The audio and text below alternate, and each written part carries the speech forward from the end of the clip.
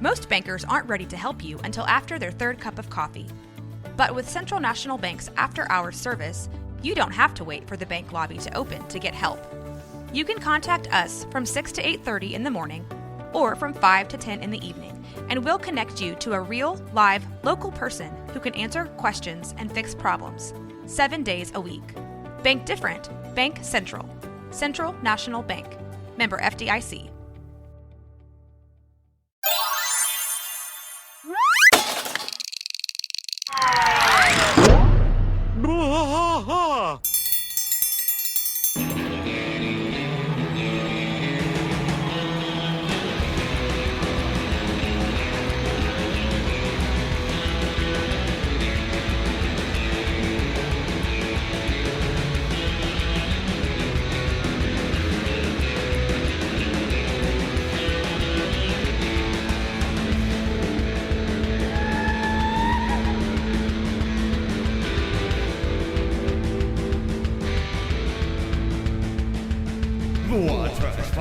Through the night, deep in the heart of Texas, the trailer park is nice and dark.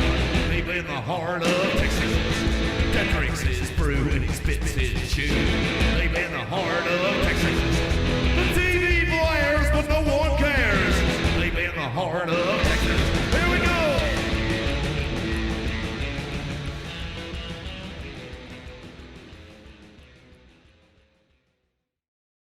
Hey there, everybody. Welcome to Bois. King of the Hill Rewatch Podcast. I'm Mike. And I'm Rusty. Rusty, Season 4, Episode 3. Bills are meant to be broken. Bills are meant to be broken. Are made to be broken. Made Sorry. to be broken. Mm-hmm. My fault. Yeah. I just ate a Cliff Bar, and it was very peanutty. It's probably really dry. You're probably struggling right now. There was a lot of chocolate on it on the bottom. Oh, okay. Maybe it's not Cliff. What is this? Oh, that's not Cliff. Wait. That's Trader Joe's. Oh, so Trader sorry. Joe's. Trader Joe's bar. Trader Yeah. Joe? And this is our little friend. His eyeballs are missing. George the eyeball missing gorilla.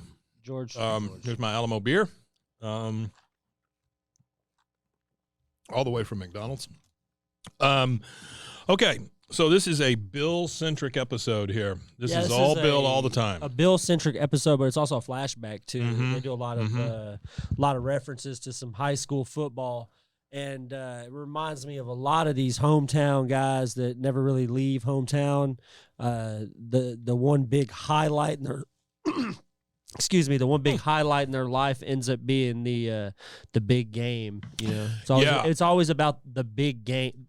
The big game. This is very true to our area. I understand these guys because we know these guys. You know? No, there's a lot of these guys around here. Like yeah. All right, let's get into it.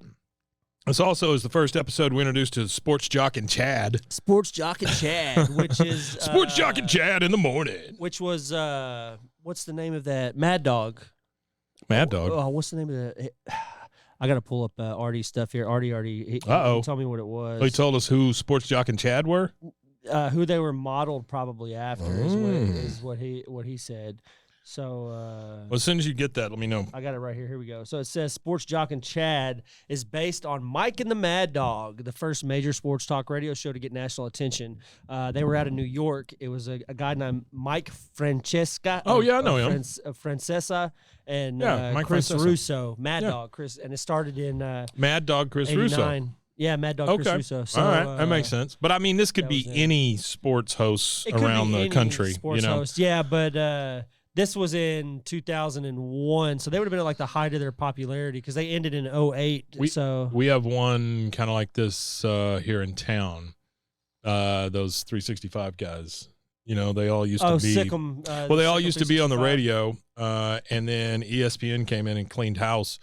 And now that ESPN station is nothing but like cartridges and robots. Yeah, that's all and it is. So, all the radio guys got together and started a brand new thing, which is kind of cool. But it does remind me of Sports Jock and Chad in the mornings. You know, I've been watching. Jock and Chad. I've been watching. In the morning. I've been rewatching Parks and Rec. Yeah, what's his name on there? Their guys are Crazy Ira and the Douche. Crazy Ira and the Douche. Douche Nation. Douche Yeah. Nation. So I love that. we start with I'm gonna have to do a rewatch. Crazy next. Ira and the Douche. That's the next podcast. Y'all stay tuned for the Parks and Recreation Oh, man, rewatch I'd love podcast. to do a Parks and Rec one. Yeah, There's that'd one be that great. Rob Lowe does, which I'm not sure we're doing any better than Rob Lowe. But okay, so we start in the alley with all four guys, and they have a radio that's much like ours here. Yeah, they got an old timey transistor. And they've got that transistor radio on, and you're hearing "No Time for Losers," the Queen song, "We Are the Champions" playing. Beautiful. And then it goes to Sports Jock and Chad. We're back. Now, don't tell me Sports Jock took Pickens over Kenny or Kearney. The one guy goes, well, Chad, if you don't want me to tell you, I won't tell you. Change the subject. Here's a topic for Sports Jock. Arlen High's very own senior running back, Ricky Suggs. And then Hank, his ears perk up real quick and shh, everybody drink quiet. Drink quiet. And you see Dale, like, he's like, tries to take a very quiet drink. And then we hear the Sports Jock and Chad again. Oh, yeah, 4 touchdowns last night. Now, I was at the Arroyo Diner, and Ricky was the only thing anyone was talking about. And That's when they all gather around the radio. Yeah, Artie gave me another fact here for the Arroyo Diner. Diner. Which I knew this one since I'm in Austin a lot. So he assumes, he is assuming that this is a nod to a restaurant in Austin. It's on Magnolia? West 5th and Campbell. It's called El Arroyo. El Arroyo. Oh, the They one with have the that sign big that sign. changes all the time. Yeah. They have Mhm. that sign that changes all Their the time sign down is there. famous. Like, you can buy shirts with their sign on it. You can buy the little sign where you can change the letters. And that's exactly the sentence that he Mhm. finished with in that little deal he sent me. It said they are known for their famous Oh, yeah. martini. Oh, you see Yeah. it? You see it on Reddit all the time. Oh, it's there all the time. I drive past it like Really? twice a week. So Yeah. I must start taking pictures. I don't of know it. if I've ever eaten there. I need to start. Like, I taking lived in pictures of Austin it. for 5 or 6 years, and Yeah, I you don't know if I never ever ate ate there. It's probably a high end place, being as Hmm. popular it is. I imagine it's probably expensive. Well, I mean, it's a Mexican restaurant. It's like Tex-Mex, so I don't know Yeah. how expensive Tex-Mex gets. Oh, but it gets still, expensive. does it? When you start getting the Using those gold line tortillas. No, it's the beef. The beef? Beef's high right now. Yeah. Oh, yeah, well, okay, I get that. So he says, the only thing anybody was talking about was Ricky, who had 4 touchdowns the night previous. He said, that is except for Arroyo's lime ambrosia. I call that uptown good eating. Uptown. That's his big catchphrase. That man's uptown. That man's uptown. You know, if whatever Ricky- the hell that means. He says if Ricky keeps up this pace, he'll capture the career touchdown record, which I might add has stood for over 20 years. Well, it looks like we've got our Sports Jock and Chad question of the day. And then they all lean in. Who currently holds the record? And here's the tricky part. What position did he play? Winner gets a Sports Jock t-shirt and dinner for 2 at the Arroyo. All 4 of the guys split up. However, Boomhauer stays pat. These 3 guys, Bill, Dale, and Hank, are all running for their landline phones so that they can call in and get this free T-shirt because they know it's Bill, yeah. right? They know it's Bill. And, Everybody knows who it is. Yeah. yeah, and then Boomhauer just stands in the street, pulls out his big flip phone, and calls him, yo, man, dang old Bill Dotree, man, offensive lineman. And then we get our credits. It was a nice little opening. I liked the opening. I like those kind It was of. longer openings, than too. usual, but it was a Where nice they little just dive plug. right into it. Yeah, it was I like great. that.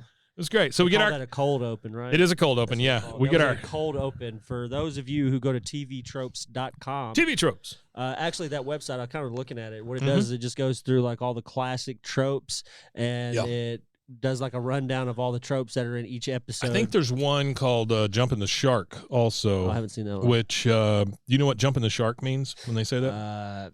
Nah, So, I can't say that I do. In TV parlance, Jumping the Shark means you're doing one big thing that like, it's a desperate measure to keep your show either relevant or hot or give it ratings kinda or like whatever. The David Letterman morning show. The first time that the phrase "jumping the shark" was used was on Happy Days, when all the characters went to California and Fonzie literally jumped a shark in the ocean.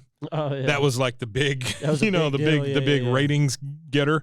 And so anytime like you replace a character with somebody else, or all of the like Parks and Rec, they all go to England at one Yeah. point.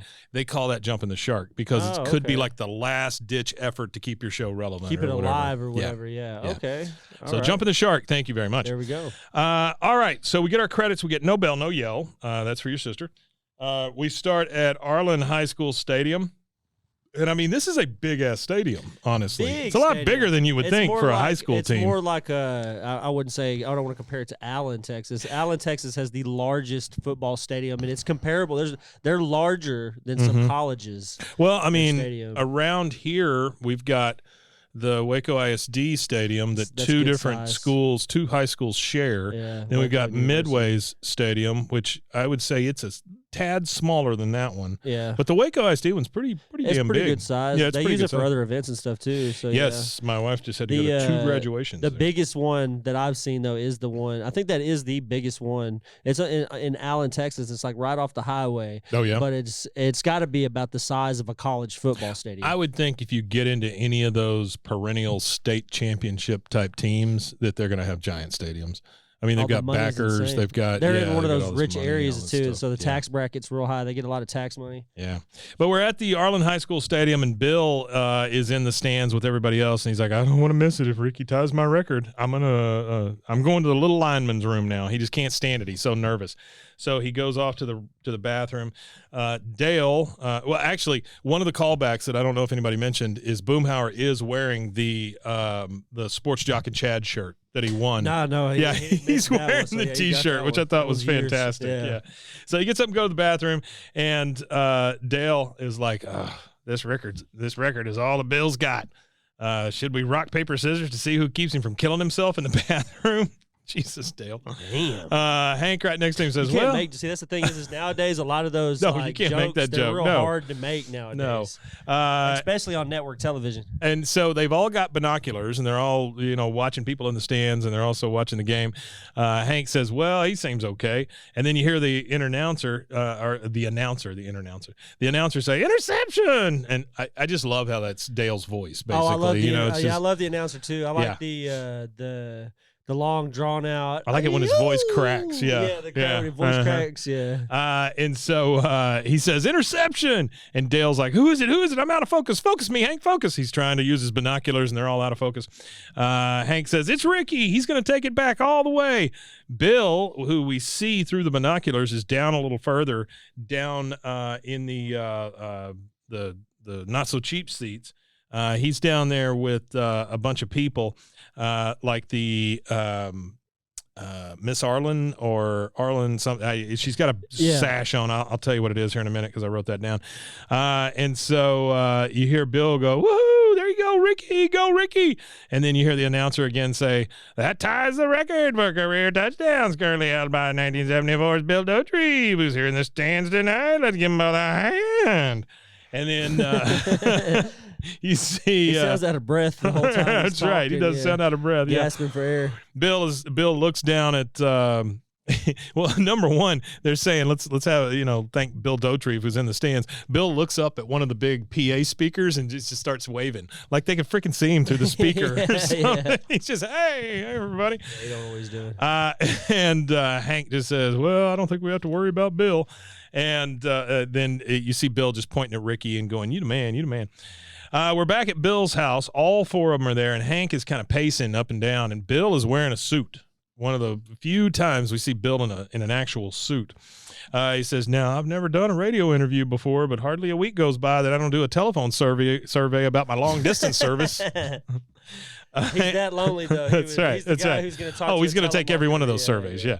Hank says, "Bill, I'm not trying to make you nervous, but this is a Sports Jock and Chad." Bill says, "Nah, I just see it like talking to some old friends." And he says, "Excuse me," and throws up. He goes, "Maybe I need a mint." The phone rings. So Sports Jock and Chad are actually calling him, which is weird at that time for them to call somebody for an interview over the phone. Yeah, it is. Was kinda this 99? weird. Well, if they're living in the same Right. town, I don't think the telephone thing's not that outlandish. But if Maybe. he's in the same town, it's kind of weird. Maybe they're in like Dallas, Fort Worth. yeah, or maybe they're in something. the Maybe next they're like town a over or syndicate, whatever. Yeah. McMain or Bill. They're syndicated to everywhere else. Yeah. He goes, "No, it's just like having a talk with old friends," and he throws up, and then they call. He goes, "Hello, Sports Jock. Hello, Chad." Like he's known him for a long time. And you hear it start to echo. Did you ever call into the radio and have that happen to you? Like where you hear the I always squelch, wanted to call into you know? the radio, but I never did. Really? I would used to call in. listen and I would hear it, and I was like, oh, I could be caller number one. Oh man, I used to call in all the time. Yeah, But, I won all kinds of shit on the radio. We've got a very textbook, easy textbook definition, explained to a fifth grader kind of definition here for feedback loops. So, once again, just to preface what you're going to talk about, when Bill answers the phone, he is on the radio, but there's a delay, right? And that, there's a delay, and so what we hear is the squelch and the delay coming through. Right, and they have to turn. They always want you to turn your radio down because there's a little bit of a delay and stuff like that, and so they do that. So tell us what it is. Okay, everybody. So for those of you who are not audibly enhanced with your information here, so it's basically a feedback loop. The sound output accumulates. So as it's outputting the sound, the radio is amplifying the phone call. So it kind of goes into this feedback loop. So the phone's microphone is sending the same signal back to the radio station, which causes the cycle to repeat over and over. So with every loop, amplification is accumulated, and that's the womp, womp, womp. Watch your loops, kids. So watch your loops. Watch your loops, kids. And that was a second with Mr. Science. Mr. Science. So there again, he's finally on the radio with them. You hear the feedback, and they go, "Hey, hold on, we got a little feedback here. Is your radio on, Bill?" And Dale's over there going, "Say no," because he just wants to listen to it, but he doesn't understand how any of it works. Sports Jock says, "Hell, it would just tear me up if some young buck was about to get my record. Some folks drink, but I find what best for ails me is to head on down to the Arroyo Diner for their delicious chicken fried steak, just sopping in cream gravy." Sopping. Man, that is uptown. But let's get back to Bill. Bill just says, "I like the yam biscuits." Yam biscuits. Was your dad a guy that used bread with every meal to use for sopping? My grandfather was. Your grandfather was? A lot of white bread. Yep. Yeah, that's how my beans dad and white is. bread kind of thing. You know? My dad is like he'll have like half of an onion. Yeah. With every meal for like ever when we were kids. My grandfather would eat an onion like an apple. Yeah, that's how my dad is. Yeah. So he says, let's get back to Bill. He says, I like the yam biscuits. And then he says, Bill, our listeners want to hear about your record. He goes, oh yeah. He kind of clears his throat and he goes, it was 1974 and we were playing the Watahichi. What does he say? Wahachi. Cowboys, Wahachi. I don't know if that's a real place. I meant to look it up and I didn't. He goes, the ball was on the 3-yard line with 5 seconds left. We needed a touchdown to win, and that's when Coach called for the bulldozer. And then you get this flashback, and you hear Bill just go, he's with his bulldozer cheer, right? And the crowd, you hear the crowd chanting, and Bill goes into the game. They give him the ball, and then he manhandles his way into the end zone with like 14 guys on his back or whatever. I know it's an 11-man game. No, it was a lot. It was a ton of people. So I looked up Wahachi or whatever. Yeah. And it just wants to redirect me to Waxahachie. Sure. So, I think that's what we're dealing with. That's what he might be saying is Waxahachie, and it just come out Watahatchee. Wahachi. And by the way, in this flashback, Bill has his long flowing locks. He's got pimples on his face. He's number 72. He's all decked out. Boomhauer is at quarterback, just like we've seen before. This is pre-government testing. Yes, very much so. Very much so. Pre-chemical warfare. But Bill drags all those guys into the end zone on his back, and Coach runs up and kisses him right square on the mouth. It is Sowers again. That was the Coach Sowers. Coach Sowers. That's another cameo. You girls are running too slow. Yeah. Okay, so now we're back in the stands because the flashback is over. And they're all watching Bill down there, or they're watching Bill down at the bottom of the field with Miss Arlen. I don't think it's Miss Arlen. I think I correct myself here in a minute. But he's down there with several like celebrity type folks or whatever. He's got the game ball, localized celebrities. He's got the game ball from when he won the state championship thing or whatever. Yeah, it's still got the ink on it and everything. And you hear Hank say, "Well, look at Bill, lucky dog. You know, the principal comped his ticket. Almost makes me wish some kid would make a run at one of my records." Won't ever happen. There was something I forgot. The song Hank's during kind of an Bill's ass, Hank is an ass. Hank's always kind of assholeish to Bill. Especially about that stuff. Yeah, no, you can't. You gotta let Bill have it. You know, that was the only thing he was ever good at. It's, Bulldozer. well, that and the haircut. He's pretty good with a haircut. Just straight fade though. Just That's zoop, true. Zoop. But it says that song was playing during the flashback. That was Iron Man by Black Sabbath. For those of you who don't know, Black Sabbath is lead singer was Ozzy Osbourne. That's right. Sharon. And so he says, you know, that'll never happen to any of my records. Okay, Hank. And then we hear the announcer, Ricky Suggs gets the handoff. Everybody gets real excited. He goes, this would be it. Oh, what a hit. Suggs is down. And Ricky Suggs, who's supposed to break Bill's record, is down on the ground. He's hurt. Torn ACL. Yep. And you hear Hank say, oh, look like it's his knee. Boy, if he wasn't playing on St. Augustine grass, I don't even want to think think about what it is. Yeah. So I guess St. Augustine grass has more give than other yes, grass. man, whatever, spongy grass. Yeah. Dale says, Wingo! Ha ha! Ooh, for a second, I thought I was the only one who was happy about Ricky being hurt. He looks around. Everybody looks at him in the crowd because they're all applauding for the poor kid coming off this field, right? Yeah. And he goes, yeah, I thought I was the only one. And he goes, oh, she said it, and just points at the girl next to him. Yeah. It's just nuts. Okay, so we're at Heimlich County Physical Therapy, where Peggy still takes her physical therapy after falling out of a plane, which she mentions several times this episode and next.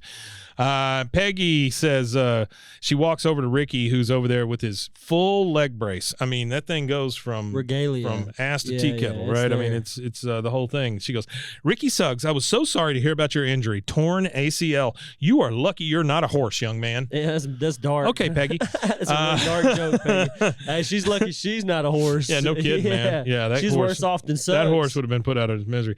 Ricky says, doctors say I'm out for the season. She goes, oh, please, what do doctors know? Okay, Peggy, stay the hell out of it. Yeah, she's always injecting I wrote herself. shitty Peggy on this several times. She goes, this one and the other episode, the next she's out of episode, there. my God. Yeah, she's she goes, oh, please, what do doctors know? A doctor told me I might not walk again. Well, I'm not only walking, I hear his marriage has gone south too. Just reveling in the fact that the doctors have got a bad marriage. Ricky says, yeah, okay. She goes, that's the attitude. Now, get over there and spot me. Okay, Peggy. Now, we are back in the alley listening to the radio. It's all four guys, so it's Hank and Bill and Boomhauer and Dale. And you hear Chad say, that Bennett boy's a hoss. All right, he wait till he hits junior high. And Sports Jock says, oh, yeah, he can play football. Sports Jock, this is not a rumor. Ricky Suggs back in action this Friday. Funkin' Wagnall. He's going to be in the touchdown record against Hintoff. That kid is up, down, all the way. So Ricky has decided to come in and get the record. Funkin' Wagnall. Funkin' Wagnall. That's right. For those of you that don't know what Funkin' Wagnall is, as a child, I collected encyclopedias. So I had Encyclopedia Britannica set from like the 40s. I still have that actually. Funkin' Wagnall. And then Funkin' Wagnall was an encyclopedia. Yeah, they were a brand, basically. Set or brand or whatever. And they distributed some literature. Mr. Wagnall. I wonder where they're at today. Probably they're in dead. a casket. Hank says 1 week after a torn ACL. And then you hear Bill say, only Ricky and I know how tough it is to get this far. He won't let anything stand in his way. Yep, I remember hemorrhage and embolism, even detached retina. It sounded scary, but when you smell the goal line, they're only words. Just words. And then he starts kind of just tearing up like he's all broken up. Now it's the evening at the Hill House. I'm assuming it's a Friday night because they are ready to go to the game. And Hank says, let's get moving. And then Peggy says, why are you in such a hurry to witness Bill's soul-shattering collapse when Ricky Suggs crosses that goal line? Hank says, have you been talking to Dale? Because he's saying the same thing. You both think Bill will be depressed. Well, I'll tell you what, I'm impressed with the way Bill has handled this with sportsmanship and dignity. Bobby comes up. He's got a green number 1 finger, and he goes, does this finger go with these short pants? And he's got these red shorts on. Bobby, comedy genius. All right, we're at the field. It is home 14, which I'm assuming is Arlen, and visitor 20. 8 minutes, 37 seconds left in the second quarter. And then you see Bill still holding his football. He's there with the Arlen Hostess. That's what her sash says. Arlen Hostess. Whatever the hell that means. And he's watching the game with her, like in this special box, and he goes, "You the man, you the man." "Oh, sorry, I got cotton candy in your hair," he says to the Arlen Hostess. Then we hear the announcer, "And Arlen has a first goal. Time out for a substitution. It's Ricky Suggs coming in to break the record for most career touchdowns," because the coach went over and patted Ricky on the side. Hank goes, What a competitor. Wow, look at him. He can barely walk. And that kid's limping out there with his leg brace on. Hank says, "Boy, I tell you what, if that boy doesn't make an NFL, he's got a job at Strickland Propane." Pending Mr. Strickland's approval. Yeah. You hear He's still alive when the kid graduates. You hear the crowd just chanting, "Ricky, Ricky, Ricky." He makes it out there. Here's the big issue. They hand the ball to Ricky. Both teams part and just let Ricky limp into the end zone. Yeah, he literally drops the ball at some point. One of the other players helps him pick it up, and then they let him score. Hank is like, "What the? Nobody's trying to – they're letting him score." And this is not great in any of these guys' eyes. This is also something that I just want y'all to know. It doesn't happen at all in Texas for injuries. Well, the only thing it would happen for, I've seen this happen. I've seen them do it with special needs, special needs kids. Special needs That's kids. It. Yeah. Mm-hmm. Or a water boy or something like that that's been a part of the team or something, and then never got to suit up. Yeah, if Rudy broke his back or something. We had he wasn't a dwarf or anything like that, but he was a really short kid, and he was just always small. And he was always on the football team, but he was just too small to really actually play without getting annihilated, destroyed, because he weighed about 80 pounds. And they would let him in games sometimes. Really? They would kind of see two coaches over there talking, "Hey man, we gotta let him." I don't know about breaking the record with this thing though. That's the crazy part to me, right? But Hank is really torn up. He's like, they're letting him score, and then you see Bill. He's just kind of looking around like, what? And then you hear the announcer, "Ricky Suggs, the new touchdown record holder. Hey, now they're carrying him in for the 2-point conversion. That's just too much." And then Hank just looks around at the entire crowd and goes, "May God have mercy on all." He was scornful, yeah. The announcer one more time. "Now that Ricky has broken the record, Arlen will allow Hintoff to score a make-up touchdown." And then you hear Ricky go on they've got a microphone over there for him. So not only are they letting him score, but now they're going to let the other team score just so that the score is the same as it was before he came in. Yeah, which is that's completely counterproductive. Yeah, it's insanity. But you see, crazy. Ricky has the microphone now, and he says, "I'd like to thank everyone who made this possible. My coach, God, the school board. I also want to thank Mr. Debatrove for taking such good care of the trophy ball." He doesn't even know the guy's name. Doesn't even know his name. Debatrove. Bill, he hands the microphone to Bill, and Bill's just like, "Well," he just starts stumbling because he doesn't know what to say. I don't know what to say at all. This is, Bill gave everything he had to get this record, and then this kid's just allowed to do it. And he drives off with the ball and the girl in the little cart. Boop. And we got our first commercial break. So we will be right back.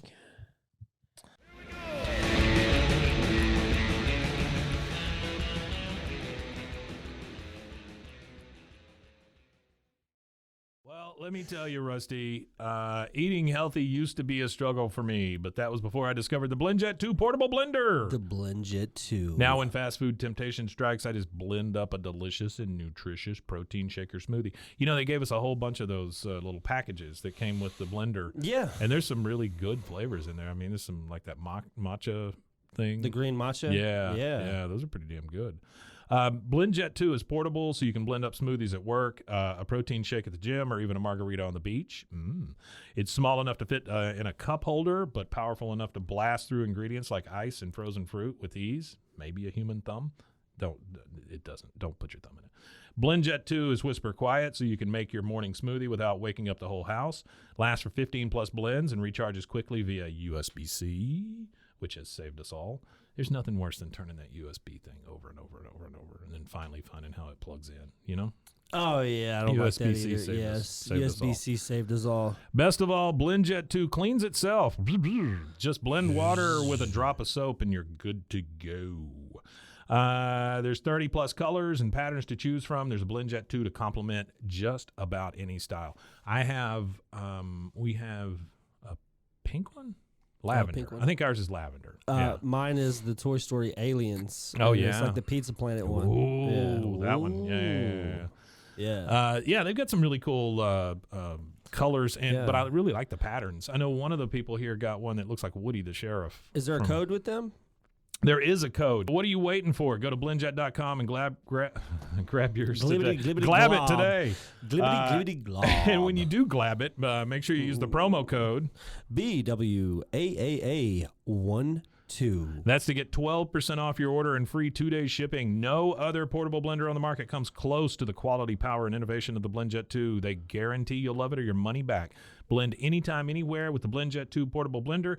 Go to blendjet.com and use the code BWAAA12 to get 12% off your order and free 2-day shipping. Shop today and get the best deal ever. BlendJet 2, formerly known as BlendJet.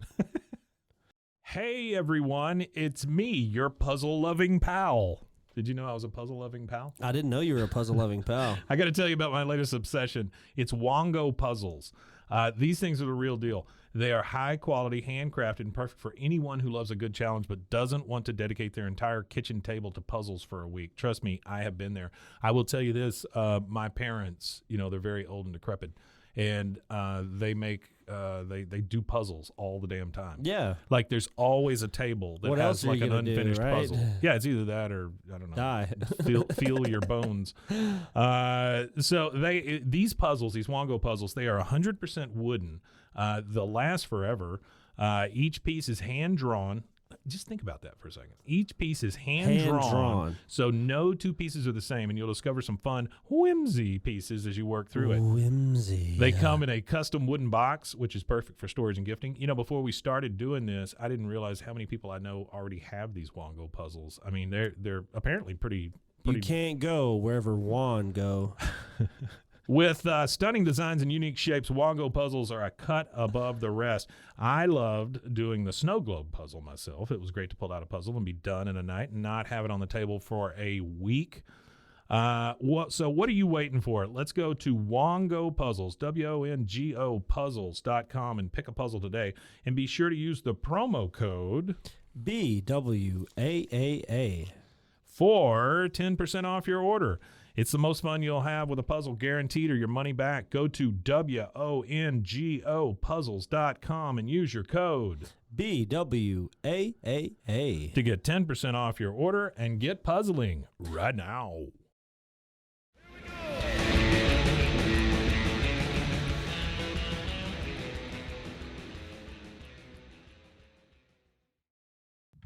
All right, and we are back. You've got all four of the guys in the alley, and they all look kind of worried. Like, they got a real. This is a big deal. Yeah, for sure. You say, yep.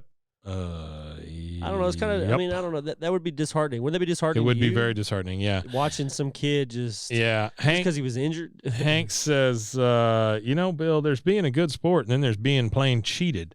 And Bill says, I don't know. Everybody seemed real happy about Ricky breaking the record. Boomhauer pops in and says, yo, man, dang old 6 sharp, man, dang old sports jock Chad. Come on, man. So they turn on the radio, and the sports jock says, now, don't go saying the sports jock should be fitted for a skirt, but some of them are some of them pretty hoop earrings, but I got a tear in my eye last night watching Ricky break that record. And Chad's just like, mm-hmm. So everybody is on board with this thing, Yeah, I don't right? know why. It's just such a bad feeling. And you hear Hank go, what? The sports jock, maybe, but Chad? I mean, like Chad's the like whatever. Chad's the He said, come on, Chad. isn't anyone going to say what we all better be thinking? And Dale pipes up with, it's an outrage. He goes, that's right, Dale. Dale says, I am outraged. I really am. Like, he just figured out that he's outraged. I mean, if for the sake of sportsmanship, that is such a terrible thing. It to is. do. It's rough. Yeah. But I can certainly see schools doing it. Hank says, Bill. Maybe nowadays, and that's the thing. I think this is more like. Oh, it is. More Yeah. like topical for now than it was for the time period. 'Cause there's at the no time. way in 2001 or 1999 or 1999, whenever yeah. this show aired Yeah. that if you had an injury and you were that close to a record, don't it didn't think matter so, if it was man. it was like one of the last two games of tough your one. senior year. Yeah. The record's somebody else's, Yeah. not yours. It's true. So, Hank says, Bill, if we feel this cheated, can't imagine how bad you must feel. Bill that's says, like a stabbing. Why do they do that? They got to bring light to it, and he's already like mentally. I know they're disturbed. just they're piling on him. Yeah. He goes, "Oh, I feel bad. I couldn't help Ricky across the line, of course." And Hank's like, "Oh, for the love of," he goes, "You don't understand. I never really appreciated my record till Ricky broke it. I think I'll send him a thank you note." "Yeah, no. You know what I'm gonna do? I'm gonna bake him some muffins." "Yeah, all right then. I'll see you guys tomorrow." And he just walks off. He goes to his house. We're now in Bill's, what I wrote down, Bill's depressing house. And then under that, I said Bill's depressing house. And then under it, I said, Bill seems depressed. So I guess, but he's just kind of sitting on the edge of his bed drinking all by himself. He pulls the muffins out of the stove and or out of the oven and goes to put them in a thing, and they just flow right out like they haven't even solidified. So King of the Hill has to screwed be up one the of muffins. the first late night animated shows or whatever, or primetime animated shows that actually deals with men's mental health. Oh yeah, there's a lot of mental health. And it tends to come from Bill. Yeah, because I mean, the Simpsons is too joke heavy. Family Guy's they're all too joke heavy. Those TV shows. They're not realistic enough. Anything honestly. like heartfelt or sentimental. Mm-hmm. So we're now at Emerson Hardware. Hank is there with a couple of guys that are buying hardware, I guess, and the cashier. And Hank is still on his soapbox. "Well, I'll still listen to the traffic and weather report and the fishing, but that's it. I've had it with Sports Jerk and Chad." Fishing report on the radio? Yeah, I guess so. Is that a thing?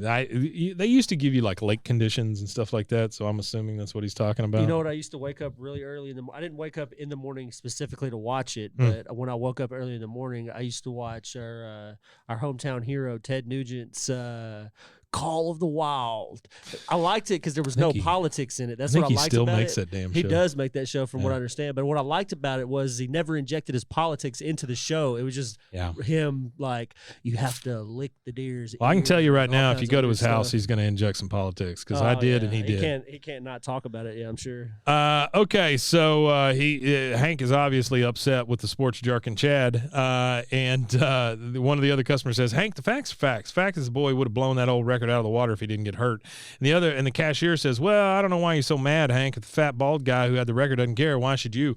"Good Lord, sir, I don't know who you are, but damn." His name is Bill. Hank says, "Yeah, his name is Bill. You played on his team." And the cashier looks at him and goes, "That was Bill? Oh, good Lord." He's really let himself go. He fell far from where he was at, yeah. So we're back at the Hill house. Peggy is on the couch reading, and she's got those tiny-ass weights that she's lifting. She's lifting those little tiny weights. Pounders. He comes in the door, Hank does, with the biggest bag of screws I've ever seen. It looks like a Megalomart size Well, bag. when you go buy one of the smaller bags of dog food, that's about the size it looks Chuck like. It's Mangione huge. on it. Yeah, huge. It feels so good to screw. It feels so good to screw these into the holes. Peggy says, "Megalo Free screws, screwdriver Hank." with the purchase of a bag. He says, "I couldn't give the hardware store my business, not with Ricky Suggs fever infecting the place." Then you hear Luann counting. She comes by with Bobby, and she's like, 951, 952, 53. And Bobby is on a pogo stick. Bobby says, "I'm setting a new world's record." Hank says, "Well, that's real good, Bobby, but I think you have to start over when you fall off," because he just keeps falling off, but she just keeps counting, That's right? one of my favorite jokes here in this show. He says, "I'll be honest with you, Dad, not in the best shape, and this is the only way I'm going to make it." Luann says, 950. Wait, how many was that? And Bobby says, "Let's just call it an even 1,000. Hank says, "Dang it, Bobby, that's not how you set a record." Bobby says, "Okay." And so he gets off and he gets on the pogo stick again, and he tries to do one, he falls off. Tries to do one, falls off. Tries to do one, falls off. And finally he's just like, forget it. Hank says, "That Ricky Suggs, I can't believe they let him limp his way into the record book," because he's turned inside and now he's talking to Peggy. Peggy says, "Poor Bill. He was living in his past, and that boy has stolen it. Where's Bill supposed to live now?" All right, we're at a school board meeting. Hank is going to go tell. Always in the past. I think he really heavily. Hank is going to go tell the school board now about how what they did was bad. Which good luck with that, Hank. Hank says, "Mr. Chairman, I'd like to respectfully suggest that you put an asterisk next to Ricky Suggs' name in the record book, and that asterisk should read," and that's not the way asterisks work, "This record was attained by means of fraud and bad sportsmanship. Thank you." And the city council or the school board, they're all just like, "I don't agree with him. I don't think Ricky's right. Yeah. Like that. I don't know why they're so. And then adamant about Eustace him having Miller, that. who is on the school board, says that suggestion is denied, Mr. Hill. Ricky Suggs is an inspiration to us all. Now to more important matters. My motion to add fatty boom batty to the list of unacceptable hate speech. Yeah, it's the 90s. Yeah, fatty boom balatti. Hank just That's leaves the definitely meeting. 90s insult. Fatty boom batty. And now we're at Bill's house again. And Hank is kind of looking for him. He doesn't see Bill there. Finally finds Bill sitting on the hood of his car in the end zone of this football stadium. Yeah. Which I'm not sure how you got your car in there, but Hank comes over, sits on the hood with him, and says, "Remember when we used to run wind sprints out here till we couldn't stop throwing up?" Bill's just like, "Mm-hmm." He said, "Well, we were kings, Hank." He says, "You okay?" He goes, "Oh, sure. Good sportsman doesn't whine when things don't go his way." Yeah, Hank says, play by the "Yeah, but good rules. sports play by the rules." There's got to be something in the rule book for that crap that Yeah. they did. Yeah. Hank says, "But good sports play by the rules. You did, they didn't." Hey, how about that time we snuck into the stadium and mowed the whole football field before the groundskeeper could? And they're both just laughing. He goes, the look on his face right before we apologized. And Bill's like, the look yeah, on we his were face crazy. right before we apologized. Yeah, we were crazy. That's funny. Bill says, I can thank the Army for straightening me out. Hank says, yeah, you were a changed man when you came back. Bill goes, oh, yeah, I may not have made it to Vietnam since the war ended right after I volunteered, but the barber school at Fort Bragg, baptism by fire, my friend. Yep. Hank says, yeah, it's too bad you had to ship out before the end of our last season. Bill says, well, the country needed barbers, and I was flunking trigonometry. Oh, so he didn't graduate. No, he didn't graduate. He just went straight to the Army. Yeah, and which Hank, isn't even an option anymore. That's funny that they let him oh, do that sure. back then. Yeah. Hank goes, you weren't around at graduation. Bill says, or senior prom. Then he looks at Hank and goes, was there dancing? I mean, it's just so 50-year-old sad. man So worried about sad. a prom dance. All right, so we're back at Arlen High School, and Hank has gone to see the coach, catches him in the hall and goes, Coach, what happens if a player gets injured or can't finish his season? Coach says, well, we redshirt him and then let him make up the games the next season. Hank says, well, what if he's out for a couple of seasons? Coach says, well, as long as he hasn't graduated and keeps his eligibility, then he can play the next season. Hank says, well, what if he's out for 25 seasons? Coach goes, oh, Hank, find a pickup game somewhere. He's like, Hank, come on. He goes, no. I'm talking about William Fontaine de la Tour d'Autrive, the bulldozer. He still has his red shirt eligibility. He didn't finish his senior season, and you can put him in Friday's game. Okay, so let's discuss the eligibility rules Sure. for Texas high school football. So there are rules for Texas high school football that do allow like a redshirt year. So you sure. have Yeah. 5 years to complete 4 years of football. Right. But it says right here, students who become 19 years of age before September 1st are ineligible for athletic competition. Well, they changed it after Bill. Yeah, students That's have what they 5 years to complete 4 years of eligibility unless they turn 19 before September 1st of that season. Bill would not have been allowed to compete by the technicality That makes of total the sense. Texas high school Well, it makes football total sense. You don't rules. let a grown man play football with a bunch of kids. Nah. You know, Why that's would just you? the way it is. Well, they were doing it in college though. They do it in college. There was like a 39-year-old Oh, man sure. or something that was playing Yeah. here recently. I was reading about. Yeah. And then that one quarterback or whatever, Aaron Bennett, Rodgers. His name's Bennett, Stetson Bennett. He was 25 years. Georgia, I think, is where he was at. Wow. He was 25, but he won a championship and he's in the NFL now. But Hmm. but you have guys that have already been in the NFL as quarterbacks for 4 years. And he's just now getting there at the same age they are. Yeah. Like Lamar Jackson's the same age as this Stetson Bennett guy. Wow. Kind of thing. Yeah, that's crazy. So he asked the coach to put him in. He goes, the coach says, are you asking me to slice another piece of that phony baloney like I did last week's game? So we know at least the coach didn't like it either. Yeah. You know, that this was brought to him. No, he Hank didn't says, like it. Hank says, no, I'm not asking you to fix the game. I'm asking you to fix an injustice. Just put Bill in and let him get his record back fair and square. Let's show those kids how we used to play football. Coach goes, I'd have to cut somebody. Hank says, you got that exchange student who kicks barefoot. I think we've all had enough of that. Yeah, we got a fact for that too, real quick. So it used to be a common thing. It did. About the 80s, it started dying off. there was no evidence that the barefoot kick, because they said that there was an advantage, but there was never any. As the science went on, by the time the 80s showed up, they're like, this is just, there's no reason to be doing it. It's just preference, I think, is the all last it is, actual barefoot kick in a game was in 2002 by St. Louis Rams kicker Jeff Wilkins. So he was the last actual barefoot kick on an NFL. I think a lot of the soccer kickers kick barefoot. You know, that kind of thing. When I was in high school, our kickers were all soccer players, and our state teams, all of our kickers for the state teams were. I mean, it makes total sense, right? Were soccer players, to have soccer players and stuff in there. Yeah, they can. They could really boot like the crazy. ball. Some of them could like boot it from goal. Well, they can control the ball too, which is nuts. Yeah. So he goes. I think we've all had enough of that. And we're now at Bill's house, and Hank's telling Bill that he's going to be able to be put in the game. He goes, "I can play again. Thank God I never graduated from high school. Hey, do I have to go to class too?" And this is sad. So weird, this is sad on a man. couple of levels here because levels. Bill says, "Do I have to go to class too?" Hank says, "Come on, Bill, you're on the football team." Bill goes, "Oh, just like the old days." Just like the old days. Damn. Well, that's a little the rough. thing now is I think that shift has like changed really, really heavily. So from what I observed over the last like 4 or 5 years of kids, there's, it used to be where being a smart or whatever was nerdy, but it seems like all of that nerd culture is now mainstream. So it's cool to be smart. You know what I mean? Sure. Where it didn't used to be. So you got a lot more athletes now that are wanting to go do it. And even the star athletes. When I was in high school, we had two of the best running backs in the state of Texas, and they were brothers, but they couldn't stay out of trouble. They couldn't stay out of jail. They were stealing from their own field house, but they were enabling those kids. Sure. The coach would go bail him out of jail on a Tuesday, and he Sounds would like keep a school him in the around here field that starts house. with an M.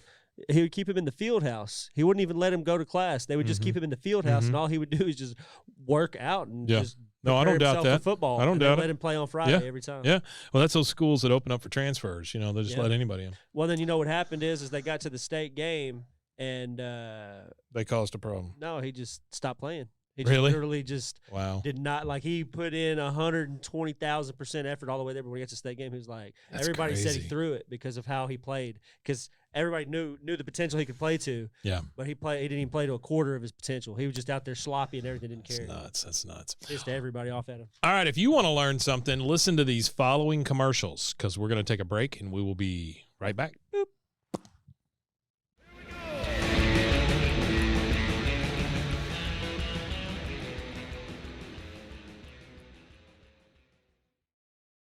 Hey, Rusty, did you know that you could be putting oil and chemicals in your coffee?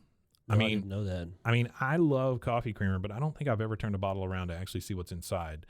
Recently I did, and I found out many of my favorite creamers, like especially the one my wife used to use, they contain ingredients I would never intentionally add to my coffee cup, like canola oil, potassium phosphate, whatever Sounds that is. Terrible. Artificial flavors. I can't take artificial flavors a lot of the time. Yeah, I'm A lot good of on them any just flavoring. They taste gross. I don't like flavors in my coffee. I like the earth and flavor of coffee. I mean, I love coffee. Don't get me wrong. I do love it. I just I don't like all that crap in my coffee, right? Yeah, no, who does that? So let me tell you about Laird Superfoods then. They have better ingredients, amazing taste, and functional benefits. Laird Superfood Creamers are crafted from the highest quality, all-natural, real food ingredients. All Laird products are sustainably sourced and thoroughly tested to ensure that you're incorporating the cleanest, finest fuel into your routine. Now, they're all natural. They've got whole food ingredients. They contain naturally occurring MCTs from coconut oil. And everybody tells you coconut oil is good for you. Mm-hmm. There's no artificial flavors, no colors, no additives, no sugar from highly refined corn syrup. So that's a big deal right there. If you take one thing you do every day and make it better, Laird developed his creamer himself to stay powered for a day on the waves. He was a big wave surfer, Laird Hamilton was, and he needed a morning fuel that could allow him to spend the entire day chasing the ultimate wave. So he made this creamer, and it is it's crazy, crazy good. Laird sources high-quality plant-based ingredients globally and puts an emphasis on U.S. sources whenever possible. They aim to source responsibly and sustainably and believe that the food you consume should be as good for the earth as they are for you. They have honest and transparent products and labels. If you try it, you won't go back. They have functional superfood creamers, instant lattes, and prebiotic greens. They have a variety of snacks and supplements full of wholesome plant-based ingredients to keep you charged for wherever life takes you. So to get a deal on Laird Superfoods, I need you to go to zen.ai BWAAA King of the Hill. So that's zen.ai/BWAAA King of the Hill. And your offer code there is BWAAA. So Laird Superfoods makes a better creamer that keeps you powered all day, and it's better for you, the earth, and your coffee. What do you say, Rusty? You want to go get some coffee? Coffee. Hey, Rusty. Yeah. Did you know that dehydration is the leading cause of daytime fatigue? Oh, no. I don't know about you, but like 2:30, 3 o'clock, I just hit a wall almost every day. I was shocked to learn that even mild dehydration can cause headaches, muscle weakness, brain fog. But luckily, there's a cure. Oh, there is? Actually, I should have said there's a solution. It's called Cure. Cure Hydration. The Cure Hydration is an oral rehydration solution, or ORS, that contains the perfect balance of electrolytes. We know how important that is because plants crave it. Super important. And glucose to help your body absorb water and rehydrate quickly. The formula is made with all natural ingredients like coconut water powder and pink Himalayan salt. Whoopee. And it is free from artificial flavors, sweeteners, and preservatives. Cure Hydration is vegan, gluten-free, and non-GMO. That makes it a great option for anyone with dietary restrictions and preferences. The packets that they give you, they're convenient. They're easy to use. You just mix them with water and drink. They're perfect for on-the-go, travel, or anytime you need quick hydration. Hydration is more than just drinking water, Rusty. It is, that's what Lauren Picasso, a lifelong endurance athlete, discovered as she struggled to stay hydrated no matter how much water she drank. I've known people like that. My wife drinks so much water, it's crazy. Lauren found Cure, a science-backed electrolyte drink mix to make hydration easy for everyone. Cure believes that hydration should be simple and effective, but also clean and natural. That's why they only use the highest ingredients and quality plant-based stuff to avoid any artificial or harmful additives. They're committed to transparency and honesty. All of their ingredients are clearly listed on their website and packaging, and they're always happy to answer any questions or concerns.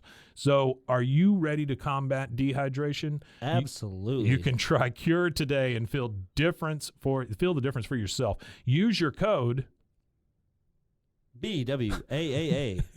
Sorry, I blanked. You're good. For 20% off your order. Try Cure today and feel the difference for yourself. Use our special code BWAAA for 20% off your order. Your coupon will be activated at checkout. Try Cure Hydration. Stop drying out.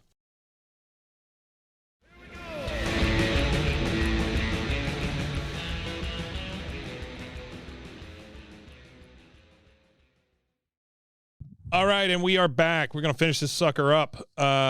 We are now at Bill's house still. Bill is going through his closet trying to get to his old uniform. He pulls out a bunch of mops, which makes me think that Bill uses mops as girls sometimes. That's the first thing I thought of. Yeah, I mean, Then he pulls out a croquet Yikes. set, and then he pulls out a jackalope, a stuffed jackalope, and then he pulls out a second croquet set. That's the funniest part of it right there. He has two croquet sets. You know what? I think that's something we got to explain. Jackalope? Yeah, I think that's a Texan thing. So, for those of you that don't know what a jackalope is, it's not a real thing. But what they do is it's a Kind of like the snipe hunt. It's kind like of a thing. taxidermy thing that they do. Yeah. And they actually have one at the museum locally here. They have one at the Baylor Museum. They take a rabbit and they put deer horns on it. Yeah, and call it a And jackalope. call it a jackalope. Funny stuff. Okay, so Good, what do they call it? Chuck Wagon humor. sure, Chuck Wagon humor, made by a guy named Chuck Wagon. Yeah. So the funniest part to me was that he pulled out two croquet sets. I just thought that was fantastic. So, yeah, who has two croquet sets? I Oh, no, but it's I don't great. even have one croquet Yeah, set. it's Who has fantastic. two croquet sets? So Bill is going through this stuff and he goes, there it is, my old uniform. Haven't worn it since my 30th birthday party. And Hank That's says, sad. Hank Whoa. says, suit up, bulldozer. And then you hear Bill going, "Arr, "Arr," with his bulldozer cheer, and he goes, Hank, how'd my head get so fat? Because he can't fit the helmet on his head. Yeah, big old Hank's head. just like, ugh. He thumb. goes, oh, I don't know, Hank. I'm still an athlete. I got my pride. I'm not sure how I feel about the other team just rolling over for me. Because he still thinks that what's going to happen is the same thing that happened with Ricky. You know, I mean, he thinks they're just going to let him tie the record kind up of or the whatever. tiebreaker or whatever. Yeah. Hank says, well, don't you worry about that. Belton, which is a real place, has the toughest defensive line in the division. You know, the whole first string flunked history last year so they could come back and go to state. They'll never roll over. God. And Bill goes, oh, good. Yeah. You know, like, you be careful what you ask for there, Bill. All right, next scene. We're in Hank's backyard. Bill is in his pads, no jersey, but he's got his helmet and his pads on. There's a shopping cart over there that has 2 mattresses strapped to the front of it. And the only thing that went through my mind is who stole the shopping cart. Shopping cart's not something you just have around. Oh, no. Somebody had to steal it, and it's in Hank's yard. Well, maybe they were driving down the road or something. There was one like dumped off in a ditch. Or maybe the But that's place still let them. stealing. Maybe Pink and White let them use You it. know, if you find one like that, you're like, and a cop like sees you pushing it, Mhm. they'll make you like, they're like, hey, you got to take that back. I Yeah. was like, oh, well, I found it in the ditch. I can Like, see no. Hank going to the Pink and White and going, hey, listen, we really need to use one of these or whatever. probably and they probably did. gave it He to probably him. Yeah. Or yeah, So I it can't probably imagine did. him being part of anything stolen. Or he was like friends that. with the guy that used to own the old Piggly Wiggly or True. something that got shut down before True. Michelob Mart. Yeah. Well, He- Pink and White. He had the pink and white. Pink and yeah, white. yeah. So Hank is he's all donned up like a coach. Dale and Boomhauer are over there watching in the driveway. And Hank says, Bobby, success on the field depends on hard work off the field. That's why I run through a tough practice, but a fun practice. Now watch this. He walks up to Bill and he goes, hey, Bill, what's that over there? Bill goes, where? He goes, made you look. Great joke, Hank. He goes, okay, let's hit the tackling sled. Bobby, go help Boomhauer. And Bobby goes over and crawls into the shopping cart, and it's got 2 mattresses on the front of it. You got Boomhauer pushing it. And Hank says, go, Bill, go, go, go. And then you hear Bill, and he runs over there, and he starts pushing. It's like a tackling sled, basically, but it's made out of a shopping cart and a couple of old mattresses. He goes, okay, Bobby, start taunting. Bobby's in the shopping cart taunting Mr. Dotrieve as he tries to push this sled. He goes, hey, batter, swing. Oh, wait, no. Come on, you old tub of slop, move your can. And then you just hear more growling and more panting, and then starts coughing. And finally, Bill just kind of gives out. You know, Yeah, I mean, just Bill has gassed. not taken care of himself. He goes, I said, Hank, this bulldozer's out of gas. I can either train or I can play, but I can't do both. And Hank says, all right, hit the showers. He goes, nope, too tired. He goes, all right, I'll get the hose.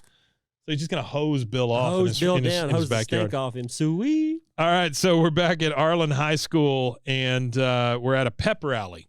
And Bill is up there on stage with the kids, and Ricky is on the mic on the stage. And he goes, when I crossed that goal line and set the record, I didn't do it just for me. I did it for my girlfriend. And then 2 different girls stand up in the audience and go, I love you, Ricky. And then they both look at each other like they're going to kill each other. He goes, and for everyone here at Arlen High. And then everybody cheers. And then he says, except for old man Crybaby, who's probably going to cost us the game. And then the coach comes up and he's like, whoa, wait, thank you, Ricky. That's enough. That's enough. And then every once in a while, we hear a yell from the crowd. This one is a Ricky Suggs in the background. And the coach says, okay, now settle down, class of 01. So he's talking about 2001, right? Yeah. He goes, we have a new addition to the team. And then somebody in the audience, boo, get off. He goes, hey, now this guy was setting football records before you were born. He fought for your freedom in North Carolina during Nam.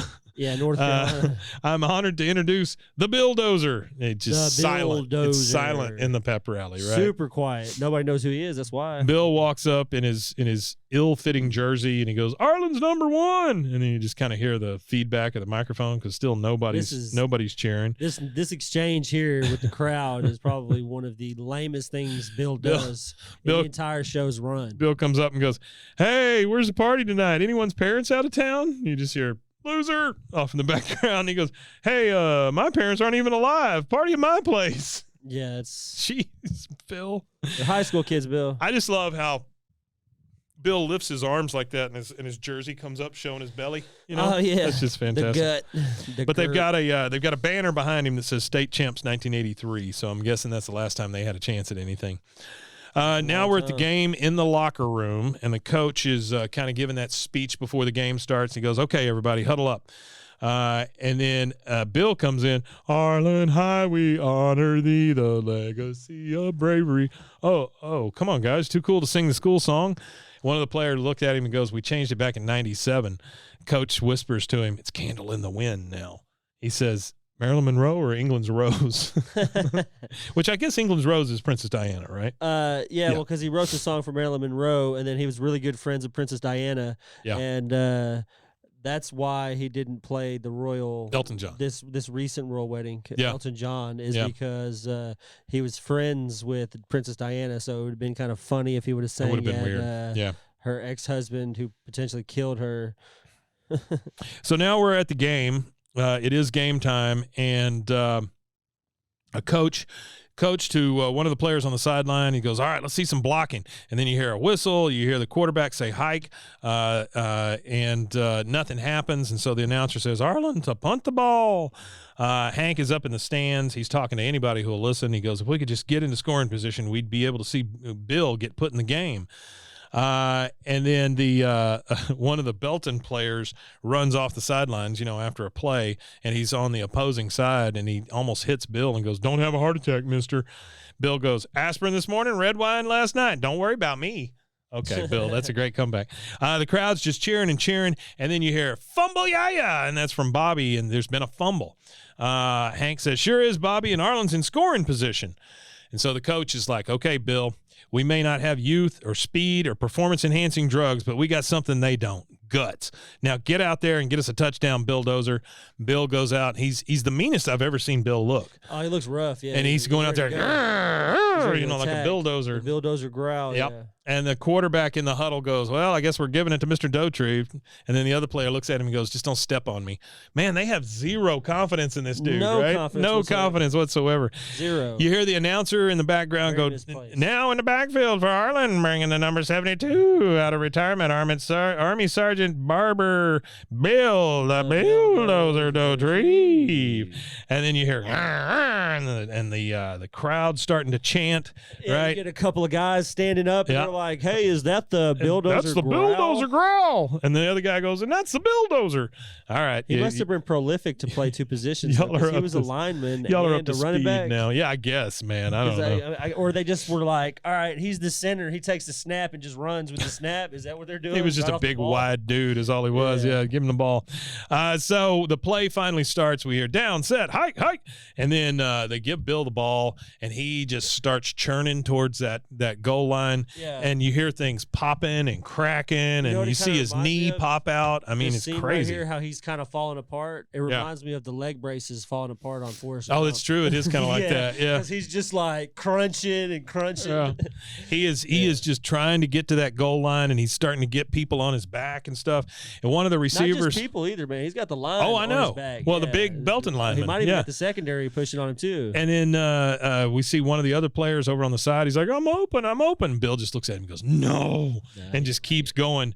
And he finally makes it in and just kind of collapses in the end zone with all these guys. And one of the players runs up and goes, Mr. Dotree, my dad said you were good.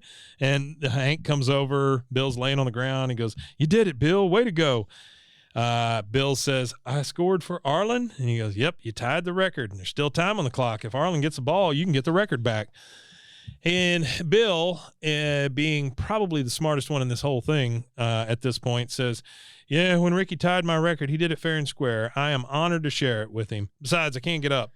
Yeah, he's pretty He stuck. looks at Hank and says, thank you, Hank. I couldn't have done it without you. And he goes, no, sir, you the man. You go, no, you the man. I can't point, Hank. He can't even point Can't back even lift at his him. arm. Yeah, he's dead to the world, man. Hank says that's okay. Don't look look down at at your your leg. leg. Yeah, and then we get our credits, and that's it. So Bill got he tied the record with Ricky, Yeah. and it was a nice little episode. I mean, it was You it missed was a little sweet. bit down there. No, it's down at the bottom. Oh, okay. We get our credits, and then as the credits are rolling, we're back at the Heimlich. The Arroyo right? No, we're at the Heimlich Medical Center again, and Peggy is on one of the bikes. Oh, yeah, Bill is on the Bill's other bike because Bill's having to go through this stuff Physical now to try to therapy, build himself try to back get up. back to normal. Yeah, and Peggy turns up the radio, and you hear Sports Jock say, "Oh, it'll be a battle, all right." And then Chad says, St. Margaret's wants revenge for that butt whipping they got served up last year. Their coach should have Dotrieve give them their halftime speech. I've never seen anything like him. Heart like a lion, old-time football. Shoot, I thought he was dead when they wheeled him off the field, but just 2 hours later, he was eating the jalapeno cornbread at the Arroyo. That man is uptown. No doubt about it. No Yeah, doubt about and it. I just wrote Bill happy at the bottom because he That was just a good kind of ending. smiles, Yeah, It it was was, a good very nice. It was very sweet. Yeah. And that's it. That's Yeah, it. I'm So not sure what the moral of this story is, but please don't go to your high school and ask to run the ball for no records. yeah, I really don't. I don't think that's cool. I think it's Yeah. just keep It's on weird. keeping on or something. I don't know what the life's a garden. Just dig it. Yeah. something like that. Yeah. All right. Like to That see was homos naked. season 4, episode 3. I mean, Bills home is what you make it. sorry. Bills are made to be broken. Yeah. You want to tell people where they can find us if they Yeah. want more? You can find us at bwaaaakoth.com. Yeah, we are on the Rogue Media Network, and lots of great shows to pick up out there, including yours, Animation Conversation with F. Animation Conversation with F. F is a storyboard director, animator. He's written some shows. He wrote The Wizard of Oz. I don't know about that. No, he didn't? No, Oh, I don't okay. think- I don't think he did that one. He's not that old. War and But, Peace. War and Peace. Yeah, Leo Tolstoy. Yep, he wrote War and Peace Yeah, it's like 800 pages under long. his pen name, Tolstoy. That's a long book. Yeah, That's it's a really big. Long It's big. Book. It's Yeah. a tough read too. Yeah. Very tough read. Good Yeah. book, but tough read. Yeah. But Tough yeah, movie no. to watch, So very tough movie. So yeah, so y'all can go over there to Animation Conversation and check out me and F. We've got a YouTube channel, so that airs every Wednesday at 6 p.m. 6 p.m. So be there, check be that square. out. We got some cool stuff coming for that. Yeah, I've got a couple other shows that I do. One is called Bros, Foes, and Heroes. It's all about comic books. And then Are you guys doing video yet? No, hadn't done any video on that. I think that one will probably always stay audio. And then Mason and Zach from that show, they do all the comic book pulls of the week. Oh yeah. Just talk about the comic books that came out and why they got them and what they're looking for in them. And then I've got 2 more shows. One is Jennifer Love Hewitt, Please Be on Our Show, which is a bald-faced appeal to Miss Jennifer Love Hewitt to please be on our show. She will at some point call into our show. And then I've got one called Found Sound, where I play audio cassettes that we've found. I know you've played a part in finding a lot of those for me, and I appreciate I it. scrapped you some Yeah. of them up. Yeah. Yeah. Yeah. If y'all got any, Tons of shows. If y'all got any found anything, send it in. Yeah, you want to? Well, that's a little broad. Not anything. Yeah, you don't want like stuff you find in your pocket. Found media. Media. Yeah. Specifically cassettes. Cassettes, VHS. I'll do VHS. Mhm. Yeah. Yeah, absolutely. Actually, real quick, I found a couple of VHS tapes, and I'm only keeping found footage these days. Sure. I'm throwing everything else away. Oh, cool. And Alaska '96. It was somebody's family trip from Alaska in Oh, wow. 1996. Oh, I love that. Yeah, I like all the stock footage. Yeah, that's things. Pretty fantastic. neat. I would love to play something like that. That'd be cool. Yeah. Hmm. Yeah, how about that? You guys We're gonna tell have us to do if, that. y'all would like a found footage VHS deal, and we could do it underneath the bar umbrella, just Sure. something What neat. the hell? So let us know if y'all'd be interested in something like that. I think that'd be cool. Yeah, I that'd be also fun. started a weird little Chester? Instagram project. No, Curtis. Curtis. A weird little. It's a Curtis TV. Yeah, It's one sure, of the old black sure. and white Curtis TVs. So I had started this little project called Lil TV Guy. Lil TV Guy. .tv.guy on Little Instagram. TV guy. Y'all go follow that. It's pretty funny. I think. I don't know. Yeah, I thought it was could be kind of cool. It could Yeah, be neat. I don't know what it is, but it's I don't but it's, either. but it's fun. Weird as Yeah. shit. Yeah. All right, guys. Well, join us again next time. We will be here with season 4, episode 4. I believe that one is all about Hank teaching woodshop. Yep. And that's Texas-sized Wimitanye. We Matanye indeed Indeed. to you all. Bye. Cool.